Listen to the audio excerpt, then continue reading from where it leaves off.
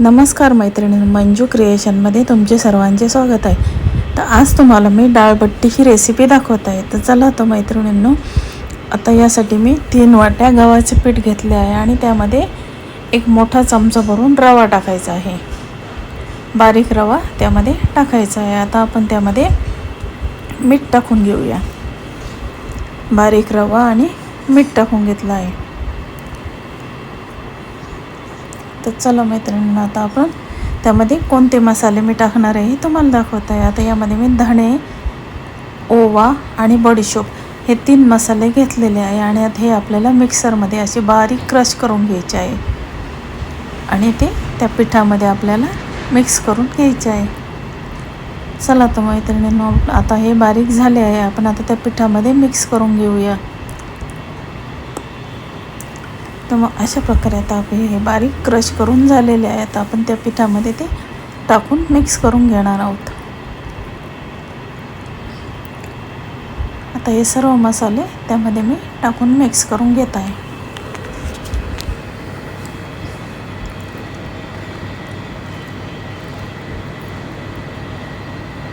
आता बघा, त्यामध्ये आपण आता थोडासा हळद आणि हिंग टाकून घेणार आहोत. तर बघा, आता आपण त्यामध्ये हळद टाकूया आणि हिंग टाकून घेऊया आणि हे व्यवस्थित असं कोरडंच मिक्स करून घ्यायचं आहे आपल्याला.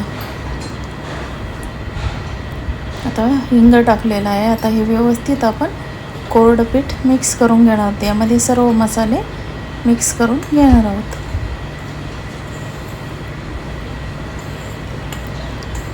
बघा मैत्रिणींना, आता आपलं हे सर्व मिक्स होत आले आहे.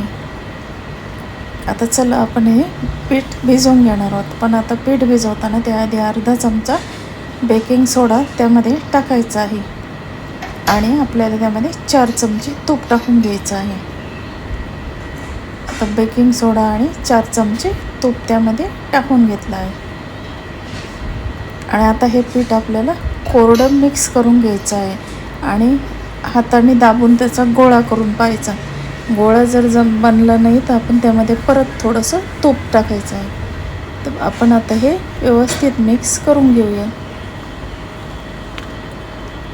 आता हे पीठ व्यवस्थित आपलं मिक्स होत आलं आहे. आता आपण गोळा करून बघू होतो का नाही तयार त्याचा. तर अशा प्रकारे आता आपण हे पीठ मिक्स करून घेत आहोत. मैत्रिणींना, तुम्हाला माझ्या रेसिपी कशा वाटतात? तुम्हाला जर आवडत असतील तर माझ्या चॅनलला लाईक, शेअर आणि सबस्क्राईब करा. मी पहिल्यांदा पण एक डाळबट्टीची रेसिपी टाकली आहे, पण मी ती डाळबट्टी तळून केलेली आहे. वाफेवर उकडून घेऊन तळलेली आहे. आता ही आपल्याला तळायची नाही, ही मी आप्पे पात्रामध्ये शॅलो फ्राय करणार आहे फक्त. बहुतेक जणीला ॲसिडिटीचा त्रास असल्यामुळं आता बघा मैत्रिणींना, आता त्याचा गोळा आपला होत आहे. आता आपण त्यामध्ये पाणी घालून व्यवस्थित असं मिक्स करून घेऊया. आता बहुतेकांना ॲसिडिटीचा त्रास असल्यामुळे तळलेलं खाता येत नाही आणि डाळबट्टी आवडत असूनही ते खाऊ शकत नाही. मग त्यासाठी आपण अशा प्रकारे जर शॅलो फ्राय केली, अगदी कमी तेलामध्ये 1 चमचा तेलामध्ये आपल्याला ही बट्टी आपल्याला भाजून घ्यायची आहे. ती बिलकुलही तळायची नाही. त्यामुळं अशी बट्टी आपल्याला खाता येते आणि आपल्याला तळलेल्या खाल्ल्यामुळं काही कोलेस्ट्रॉलचा त्रास होतो, त्याच्यामुळं खाता येत नाही. पण मग अशा प्रकारे जर बट्टी केली तर आपल्याला ती तळावी पण लागत नाही आणि तर आपली कोलेस्ट्रॉलही वाढत नाही आणि 1 चमचा तेलामध्ये आपली बट्टी व्यवस्थित अशी तयार होते. तर बघा, आता आपलं हे पीठ भिजून झालं आहे. आता हे आपल्याला 15 मिनटासाठी बाजूला ठेवून द्यायचं आहे. आता हे व्यवस्थित आपल्याला हाताने आता दाबून घ्यायचं आहे आता आणि 15 मिनटासाठी झाकून ठेवायचं आहे. आता हे पीठ आपल्याला सैलसरच भिजून घ्यायचं आहे. आता आपलं पीठ झालंच भिजून. आता ते पीठ सैलसर भिजवायचं आहे, कारण रवा हा फुगला जातो, त्यामुळे ते ॲटोमॅटिक घट्ट होते. 15 मिनटं रेस्ट दिल्यानंतर आपलं पीठ घट्ट होते. आता बघा, आता 15 मिनटं झाले आहे. आता आपण हे पीठ थोडंसं तेल लावून हाताने सारखं करून घ्यायचं आहे. असं एकदम मऊ लोण्यासारखं हे तयार झालं आहे बघा. आता ह्याच्या आपल्याला बट्ट्या बनवून घ्यायच्या आहे. चला तर मग आपण आता ही बट्टी बनवून घेऊया.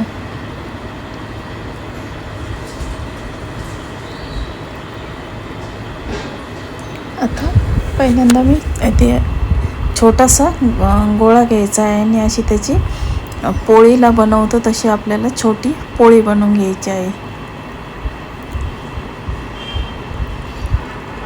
हे आप्पे पात्रात करणार आहे त्यामुळे हे बट्ट्या अगदी छोट्या छोट्या बनवायच्या आहेत आपल्याला. आणि आता पोळीला आपण मोदक ज्याप्रमाणे करतो त्याप्रमाणे हे आपल्याला गोल गोल करून घ्यायचं. आतमध्ये हे पोकळच ठेवायचं आहे, त्यामुळे हे पटकन आतमध्ये पण कच्च्या राहत नाही आणि पटकन होतात बट्ट्या. तर बघा मैत्रिणींनो, आता आपण ही चपटी परत आपण आता दुसऱ्या पद्धतीने मी तुम्हाला दाखवत आहे. काही काहींना मोदकासारखं जमत नाही. आता आपण पोळी करून घेतली आणि चारही बाजूने आता ती फोल्ड करून घ्यायची आहे, पण ती दाबायची नाही, आल्लाद फोल्ड करून घ्यायची आहे आणि त्याचा गोळा तयार करून ठेवायचा आहे.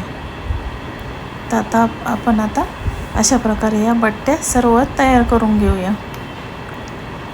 तर बघा आता ही अशा प्रकारे आता ही आपण तिसरी पण बट्टी मी तुम्हाला करून दाखवते. अशा प्रकारे जर आपण फोल्ड करून घ्यायची फक्त, तरी आपली बट्टी सुंदर होते. अगदी छोट्या छोट्या बट्ट्या आपल्याला बनवायच्या आहेत. आता ह्या बट्टीला आपल्याला मध्यभागी सुरीने होल पाडायचा आहे, कारण आतमध्ये बट्टी कच्ची राहू नये त्यासाठी आपल्याला होल पाडून घ्यायचा आहे. सर्व बट्ट्यांना मध्यभागी होल पाडायचा आहे. बघा मैत्रिणींना, अशा प्रकारे आता मी गॅसवर आप्पे पात्र ठेवलेलं आहे. आप्पे पात्र अगोदरच मी गरम व्हायला ठेवलेलं आहे.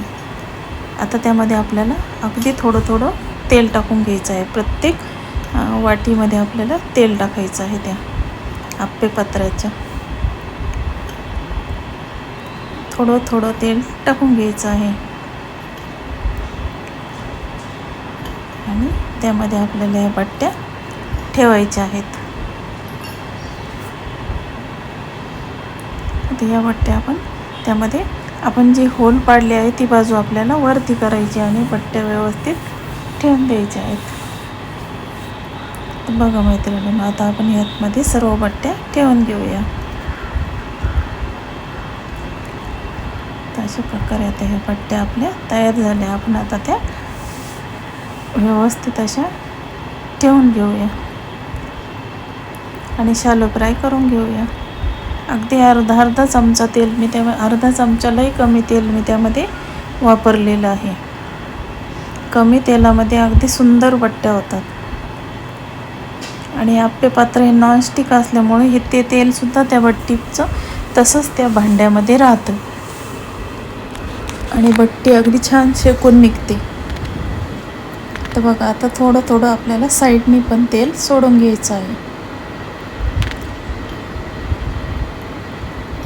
आता आपण त्याच्यावर झाकण ठेवूया. तुम्हाला जर तूप आवडत असेल तर तुम्ही तुपाचा वापर जरी केला त्या बट्टीला भाजण्यासाठी तरी चालतं. आता त्यामध्ये आपल्याला त्याच्यावर झाकण ठेवून घ्यायचं. आता बघा आपली 15 मिनटं झाली आहे. बघा अशा प्रकारे आता ही बट्टी उलटून घ्यायची आहे. आता आपल्याला वरची बाजू खाली करून घ्यायची आहे. ती अशा प्रकारे मग ती पण बाजू आपल्याला आता शॅलो फ्राय करून घ्यायची आहे. अशा कडक बट्ट्या यामध्ये सुंदर बट्ट्या भाजून निघतात. आणि आता परत आपल्याला थोडं थोडं तेल त्यामध्ये सोडून घ्यायचं आहे. आता या बाकीच्या बट्ट्या होतात त्यावर आपण आता वरणाची तयारी करून घेऊया. आता मी दीड वाटी मुगाची डाळ घेणार आहे.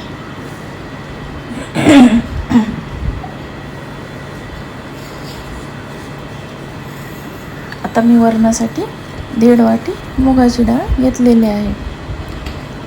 आता आपण वरण लावून घेऊया. आणि आता आपलं वरण होतं त्यावर आपण त्याची वरणाची फोडणीची तयारी करून घेऊ. त्यामध्ये मी कांदा, टोमॅटो, लसूण, कोथिंबीर, कढीपत्ता आणि हिरवी मिरची वरणामध्ये वापरणार आहे. आता आपलं वरण शिजवून झालं आहे. मुगाचं वरण हे फार पटकन शिजतं. आता गॅसवर मी कढई ठेवून घेतली आहे. आता आपल्याला वरणाला फोडणी देऊन घ्यायची आहे. आता त्यामध्ये मी 2 पळ्या तेल टाकलेलं आहे, कारण वरण हे जास्त आहे त्यामुळं 2 पळ्या तेल टाकून घेतलेलं आहे. आता 2 पळ्या तेल टाकून आपण फोडणी करून घेऊया. त्यामध्ये लसूण टाकून घेतलेलं आहे. मोहरी तडतडल्यानंतर लसूण टाकून घ्यायचा. त्यानंतर कांदा टाकून घेऊया आणि तो व्यवस्थित असा लालसर होईपर्यंत कांदा परतून घ्यायचा आहे आपल्याला. आता आपण कांदा परतून घेऊया. कांदा परतून झाला की त्यामध्ये टोमॅटो पण टाकायचा आहे आपल्याला.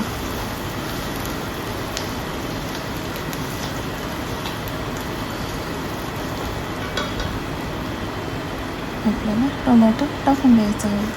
आता कोथिंबीर टाकली आहे मी. आता त्यामध्ये आपण टोमॅटो टाकून घेऊया.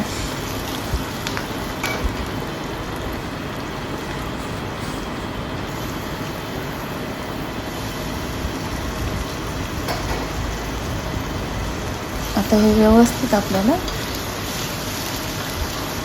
थोडंसं लालसर करून घ्यायचं आहे. आणि आता त्यामध्ये आपण मसाले वापरणार आहोत.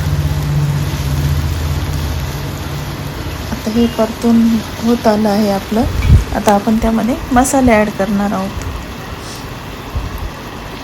आता यामध्ये मी कांदा लसूण मसाला, लाल मिरची पावडर आणि हळद टाकलेली आहे.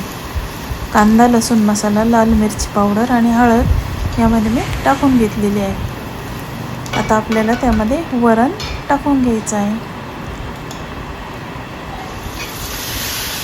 आता आपल्याला ज्याप्रमाणे लागतं त्याप्रमाणे पातळ घट्ट आपण करून घ्यायचं आहे. आता कोणाला घट्ट आवडत असेल तर त्यामध्ये पाणी कमी वापरायचं आणि पातळ लागत असेल तर पाणी थोडंसं जास्त वापरून आपण ते पातळ करून घ्यायचं आहे. आता हे खूपच घट्ट होतं त्यामुळे मी थोडंसं त्यामध्ये पाणी ॲड केलेलं आहे. बघा मित्रांनो, आता हे अशा प्रकारे आता आपण हे वरण तयार करत आहोत. आता वरणाची फोडणी झाली आहे. आता आपल्याला फक्त त्यामध्ये मीठ टाकून घ्यायचं आहे. आता त्यामध्ये आपण चवीनुसार मीठ टाकून घेऊया आणि ते वरण आपण उकळून घेऊया. तर बघा मैत्रिणींनो, आता असं सुंदर कलर आलेला आहे आपल्या वरणाला.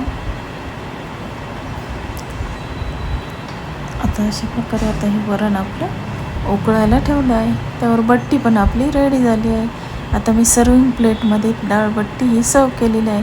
बट्टी ही प्लेटमध्ये कुस्करून देतात आणि त्याच्यावर वरण टाकतात, पण मी ती बट्टी तुम्हाला दाखवण्यासाठी मी तशीच ठेवलेली आहे. अशा प्रकारे ही अगदी कडक बट्टी आपल्याला भाजून घेतली आहे आणि त्याबरोबर कांदा आणि दिले